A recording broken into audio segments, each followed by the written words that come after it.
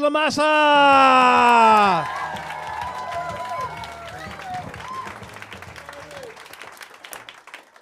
It's so good to be here at the stand, so good to be back in Edinburgh. I've been traveling a lot recently.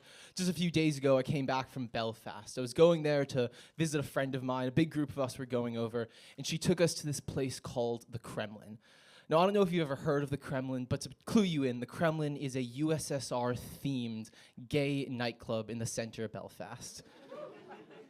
It is an incredibly strange place. We were all really excited to go, but unfortunately, much like the USSR itself, the Kremlin has sadly fallen. You see, it's a gay club, but we were there on a Saturday night, and this place was positively overrun by the straights. Invaded by the heteros, which is a real shame, but I have to admit, it brought me some joy, because I got to see all of my very leftist, progressive, queer friends stand in the corner like, it's not that I have a problem with them being here. It's just they refuse to assimilate, you know? They don't talk like us, they don't dress like us, they're starting to talk about their culture, whatever that is, breeding and eating lunch, I guess.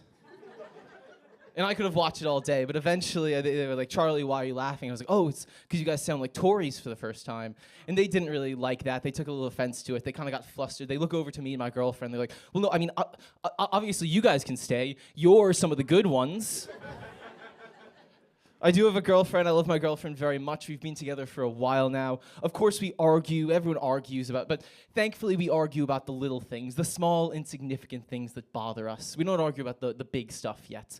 What I'm trying to say is, of course, we have our pet peeves, but we're not ready for kid peeves yet. And when we argue, I feel like I am at somewhat of a disadvantage. You see, my girlfriend grew up her whole life here in Scotland, and because of that, she's got a proper Scottish accent that I don't. And I'm always jealous of people with accents like that, because no matter where you go, no matter how your voice changes, when you have a Scottish accent, it'll always come back to you when you're angry. And when a Scottish person gets angry, it lends this like power and gravitas and power to their anger. In my suburban US white accent, doesn't have that. The other day, I stubbed my toe, and my honest reaction was just, dudes! Gosh, dude, gosh! I think that's part of the reason why I try to assimilate into Scottish culture, try to become more Scottish at any point I can. My mom's from here, her family's from here, and I feel like I am kind of becoming more Scottish every day, whether it's having a greasy meal with family, sharing pints with a friend, washing it down with an iron brew. I do feel like I am, in some small way, becoming more Scottish. And you know, after nearly 7 years of that, I've made a realization.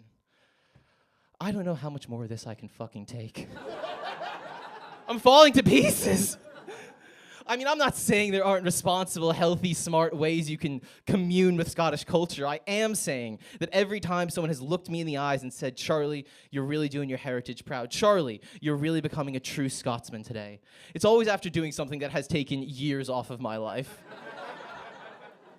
Before I leave, I'll finish on this one final thing. I'm worried, just like everyone else, I'm worried about the state of the world, where things are going. I'm especially worried about AI. I was talking to someone I knew recently, and I found out that for the past few months, she has been in a romantic relationship with an AI chatbot, pretending to be her girlfriend. And I was shocked by this. I didn't know what to say. I was confused. I was a little bit scared.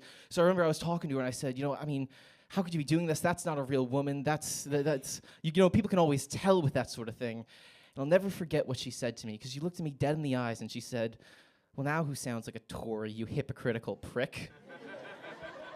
That's all I've got tonight. Thank you so much, and have a great rest of your night.